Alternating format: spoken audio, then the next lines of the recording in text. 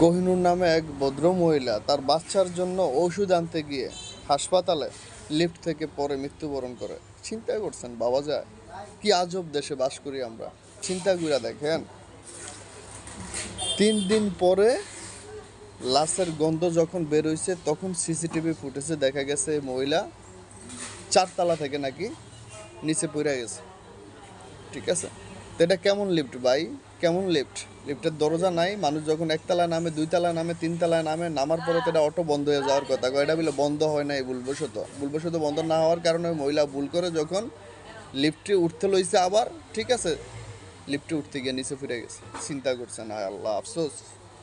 এখন কথা হচ্ছে আমরা কোন দেশে বাস করি? আমাদের দেশটা, আমরা কি এতই ফকির, আমরা কি এতই মিসকিন? আমাদের দেশের সিস্টেম, আমাদের দেশের কাঠামো কি এতই মিসকিন? হ্যাঁ, চিন্তা করছেন বাবা যায়।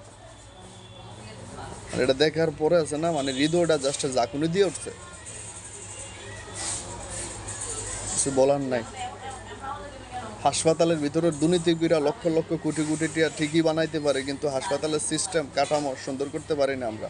হাসপাতালের ভিতরে আবার কিছু কিছু হাসপাতালে দেই মনে হয় এটা বিয়া বাড়ি, বুঝছেন? এমনভাবে ডেকোরেশন, বাইরের লাইটিং, আলোকসজ্জা মনে হয় এটার ভিতরে বিয়ার অনুষ্ঠান চলতেছে, বাদ্যযন্ত্র, গান বাজনা চলতেছে। কথা বুঝছেন? মাঝে মাঝে দেখি, এগুলা দেখলে মাথাও ঠিক থাকে না মাঝে মাঝে, বুঝছেন? কি আর কইতা।